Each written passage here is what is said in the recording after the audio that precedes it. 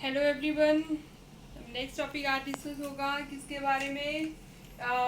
Nutrition in higher animal as human, मतलब कि अपने बारे में आज डिस्कस करना है, हमें पढ़ना है।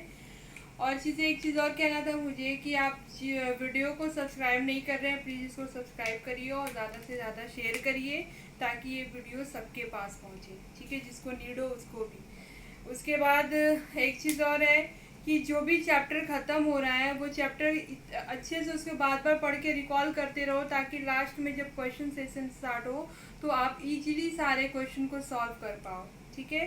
तो इसलिए चीज़ों को स्टार्टिंग से लेकर लास्ट तक देखो, वीडियो को इंटरेस्ट के साथ देखो, तभी चीज़ें समझ में आएंगी। अदरवाइज़ वो क्या होगा, कितना भी आप इंटरेस्ट से पढ़ा लो, जब पढ़ने के मूड में नहीं हो तो क्या होगा, सारा बाउंस ही होगा, ठीक है? तो आते हैं, स्टार्ट करते हैं टॉपिक। क्या पढ़ना है हमें?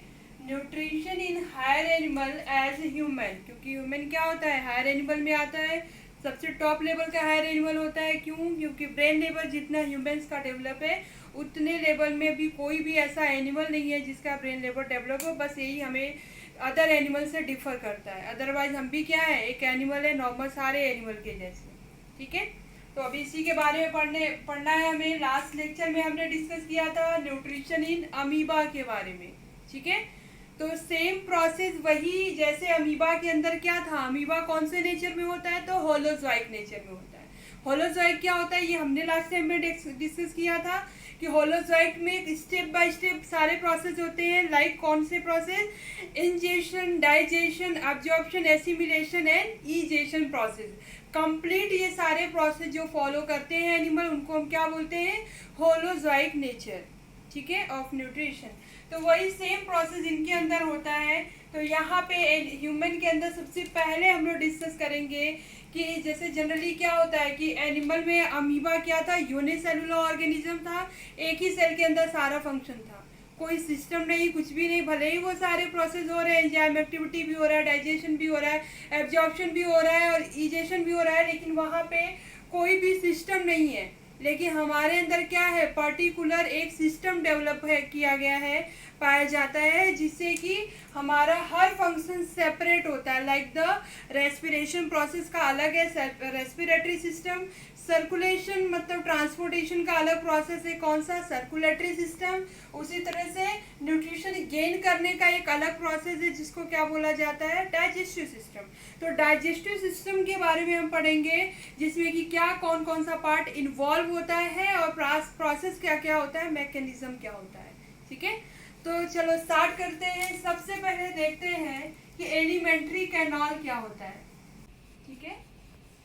एलिमेंट्री कैनल क्या होता है? एलिमेंट्री कैनल, इसके बारे में देखते हैं। तो एलिमेंट्री कैनल जो होता है कि माउथ टू एनस, जितनी भी एक tube pipe like structure, somewhere broad in shape, somewhere tubular in structure, उसी पूरे कैनल सिस्टम को क्या बोलते हैं? एलिमेंट्री कैनल, ठीक है? तो यहाँ पे उसी पार्ट्स के बारे में हम लोग देखेंगे। उसके बाद वन बाय वन सबके डीप में सबके बारे में हम लोग पढ़ेंगे। तो सबसे पहले यहाँ से हम लोग स्टार्ट करते हैं। पहला चीज कि फर्स्ट जब हम क्या करते हैं, फूड को इनटेक करते हैं, मतलब ingestion, during the ingestion process first कौन सा पार्ट इन्वॉल्व होता है? तो माउथ, ठीक है? Through the mouth food material intake inside the human body. Then after जैसे ही माउथ के अंदर जाएगा तो सेकेंड पार्ट क्या होता है कि जब भी माउथ को ओपन करते हैं हम, जैसे माउथ, अभी जनरली हम लोग कंसेप्ट में क्या इसको पढ़ते हैं कि माउथ का मतलब क्या होता है, ये पूरी चीज़ हो गई, ठीक है? लेकिन अगर आप इसको अच्छे से कंसीडर करोगे तो माउथ क्या होता है, just upper and lower lip के जो एरिया होते हैं इसी को क्या बोलते हैं? माउथ, जिसको आप ओपन करते हो, ठीक है? ये क्या है? आपका माउथ एरिया है।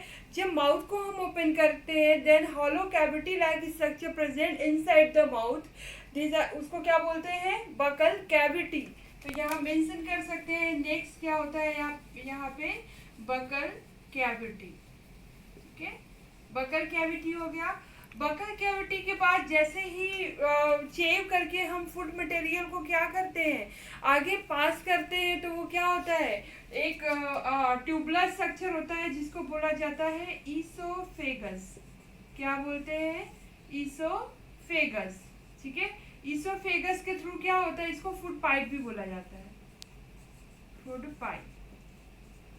ठीक है, तो इसोफेगस के थ्रू जो मटेरियल जो होता है कहाँ से, माउथ टू स्टमक ट्रांसफर होता है। यहाँ पे कोई डाइजेशन का रोल नहीं होता है, just bolus like structure form inside the mouth and pass into the stomach. ठीक है, थ्रू दिस फूड पाइप। तो यहाँ से सिर्फ फूड मटेरियल क्या होता है, पास होता है। उसके बाद नेक्स्ट टॉपिक आपका यहाँ पे क्या आएगा, स्टमक।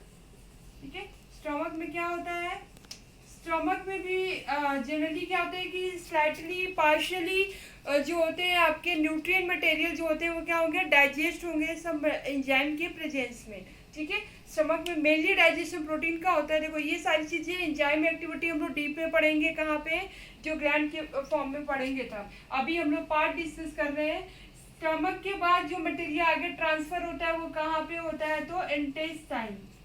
ठीक है, इंटेस्टाइन। इंटेस्टाइन के भी क्या होते हैं, दो पार्ट होते हैं। ठीक है, सबको पता है इंटेस्टाइन के दो पार्ट होते हैं, कौन कौन से होते हैं, तो यहाँ पे कर सकते हैं हम लोग, small intestine, intestine and large intestine, large intestine. ठीक है, फिर इनके भी फर्दर डिवीजन है। ठीक है, आगे चल के फिर से ये आपका डिवाइड होते हैं कई सारे पार्ट्स में। फर्स्ट हम लोग यहाँ पे डिस्कस करना स्टार्ट करते हैं, जैसे ही आगे आएंगे यहाँ तक फिर इसको मैं एक्सप्लेन करूंगी कितने पार्ट्स में डिवाइड है। सबसे फर्स्ट यहाँ पे हम लोग देखते हैं माउथ क्या होता है। ठीक है, तो opening part of upper lip and lower lip. ठीक है, तो अपर एंड लोअर लिप को जब हम ओपन करते हैं तो उसको क्या बोला जाता है, माउथ। ठीक है, तो यहाँ कर सकते हो opening of upper and lower lip. ठीक है, इसे जस्ट ओपनिंग एरिया को क्या बोलते हैं, माउथ बोला जाता है। नेक्स्ट आता है बकल कैविटी। बकल कैविटी में क्या होता है, कई सारे पार्ट्स हैं, डिवीजन है। फर्स्ट यहाँ पे क्या होगा आपका कि जैसे ही माउथ को ओपन करते हैं तो बहुत सारे पार्ट प्रेजेंट होते हैं, जस्ट लाइक कि फर्स्ट यहाँ पे हम नोट करेंगे किसके बारे में, टीथ के बारे में। ये क्या होता है, टीथ होता है। टीथ के बाद नेक्स्ट क्या आता है आपका, टंग आता है। ठीक है,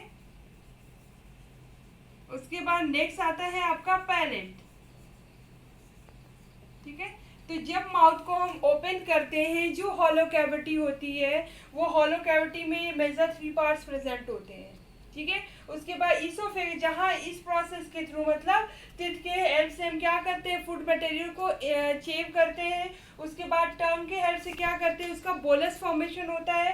बोलस फॉर्मेशन, बोलस मीन्स की ball like structure, ball like structure which are formed through the food and enzyme mixing। ठीक है, तो ये क्या होगा, ये टीथ क्या करेगा, उसको ग्राइंडिंग का काम करता है। टंग क्या करेगा, उसको रोलिंग करके बॉल लाइक स्ट्रक्चर बनाता है। पैलेट के हेल्प से क्या होता है कि हम उसको राउंड शेप में जनरली जो होता है फोल्ड करने में हेल्प करता है। ठीक है, तो एक तरह से बोलस फॉर्मेशन होता है यहाँ पे, वही bolus ball like structure pass होता है through the oesophagus, then after stomach and then small intestine. उसके बाद उसका फर्दर डिवीजन हम लोग पढ़ेंगे, स्मॉल इंटेस्टाइन है, लार्ज इंटेस्टाइन।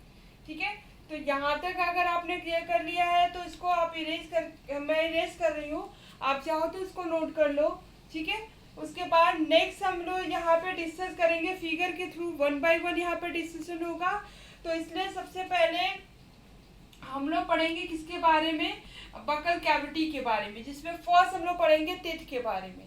ठीक है, चलो स्टार्ट करते हैं यहाँ से टॉपिक हम लोग कौन सा।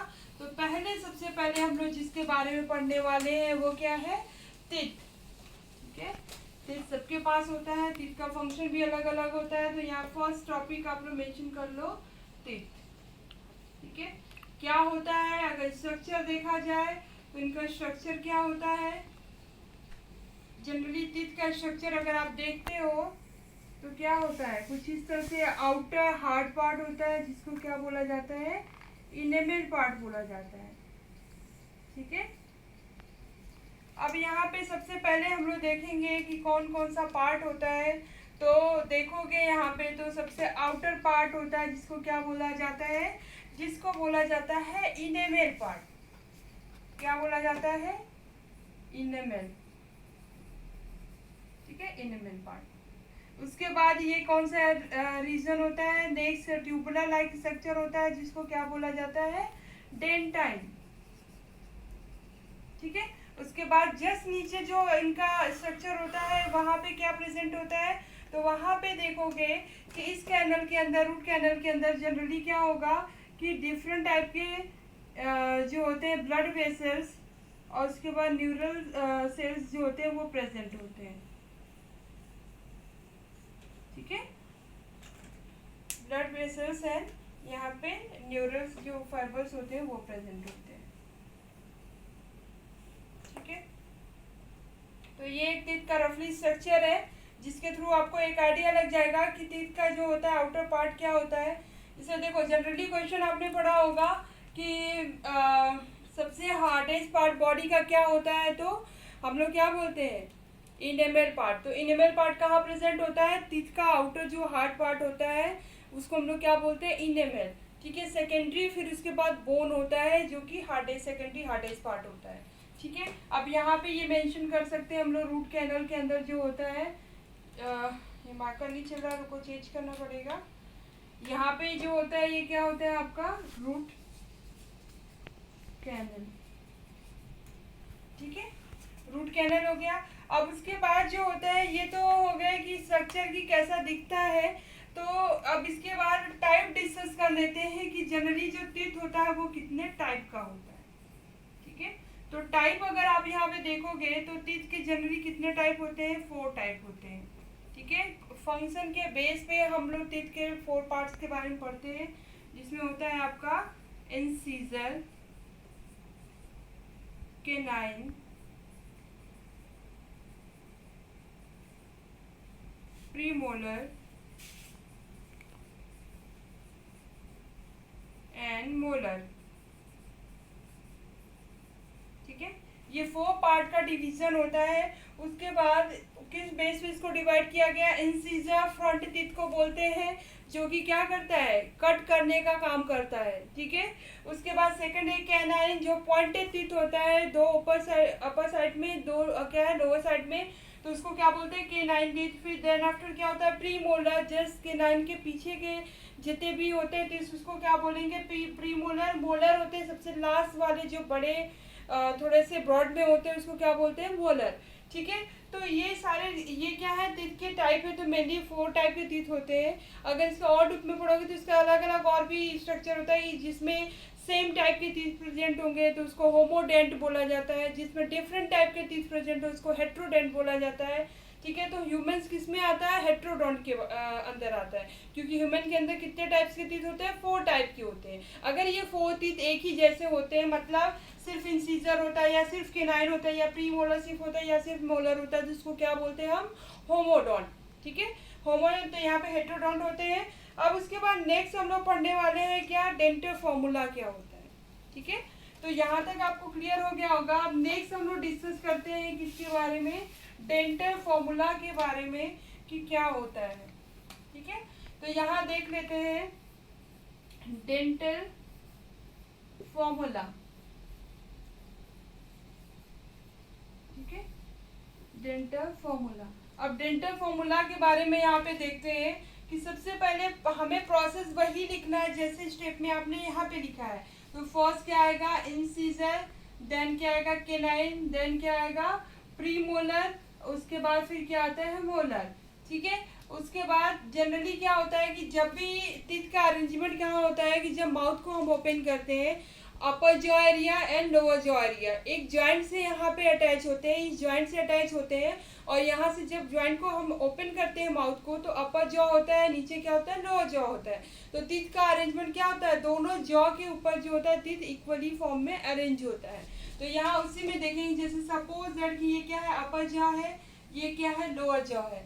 ठीक है, एक इमेजिनरी लाइन से इसको हम 2 पार्ट में डिवाइड करते हैं, तो ये आपका क्या हो जाएगा? ये हो जाएगा आपका एक पार्ट जिसमें 1/4 पार्ट जिसमें हम लोग देखेंगे नंबर ऑफ टीथ कि कितने इंसीजर है, कितने केनाइन प्रेजेंट होते हैं, कितने प्रीमोलर है और कितने मोलर टीथ प्रेजेंट होते हैं। तो सबसे पहले यहाँ पे देखते हैं इंसीजर क्या होता है? 2, फिर केनाइन 1, फिर उसके बाद 2 होते हैं प्री मोलर, 3 होते हैं इनके मोलर। तो जनरली ये फॉर्मूला फॉर्म में होता है कि 1/4 पार्ट में कितने प्रेजेंट है, 2 incisor, 1 canine, pre molar 2 and molar 3। तुम्हारा टोटल नंबरिंग करेंगे तो यहाँ पे क्या होगा, 8 नंबर में टोटल यहाँ पे हो गया। तो 1/4 पार्ट में 8 नंबर में 3 प्रेजेंट है। जस्ट इक्वली ऐसा ही इधर भी होगा। और लोअर जॉ का भी सेम प्रोसेस, सेम टाइप के होंगे, क्योंकि अरेंजमेंट हमारा क्या होता है, सेम होता है। तो यहाँ पे टोटल नंबर 8 + 8 कितना हो जाएगा, 16।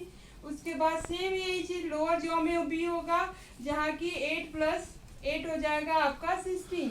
और 16 + 16 को हम लोग क्या बोलेंगे, 32। तो टोटल ह्यूमन एडल्ट के अंदर जो टीथ का नंबरिंग होता है वो कितना होता है, 32। अभी ये भी एक क्या है, अब तो धीरे धीरे चीज़ें डिजनरेट होती जा रही है बॉडी से। तो ये भी एक एक्सेप्शन हो गया, मतलब कि रेयर ऐसे होते हैं अभी के टाइम पे जिसका टोटल 32 टीथ जो होता है वो पूरी तरह से अपीयर हो जाता है। अदरवाइज जनरली 28, 30, 29 इतना ही टीथ जो होते हैं वो अपीयर होते हैं।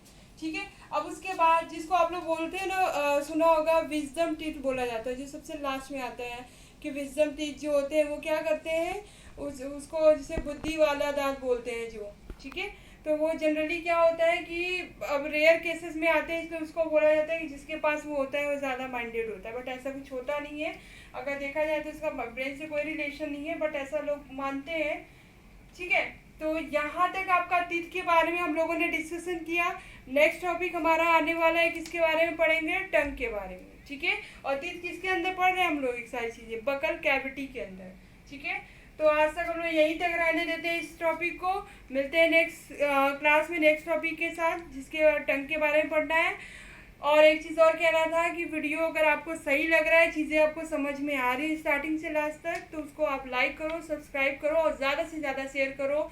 क्योंकि इस टाइम पे कोई भी स्कूल कोचिंग कहीं नहीं जा रहा है, तो आपको घर बैठे जब मिल रहा है वैसे ही सबको मिलना चाहिए। और एक चीज़ और कि इसमें क्या है कि अब न कोई भी कास्ट नहीं है लगना है यहाँ पे, और ना ही कोई फ़ी लगनी है। तो ईजिली ये सबके पास पहुँचेगा, जो कि फ़ी अफोर्ड नहीं कर सकता वो भी यहाँ पढ़ सकता है। तो इसलिए आप ज़्यादा से ज़्यादा शेयर करो ताकि हर किसी के पास ये वीडियो पहुँचे। ठीक है। Thank you.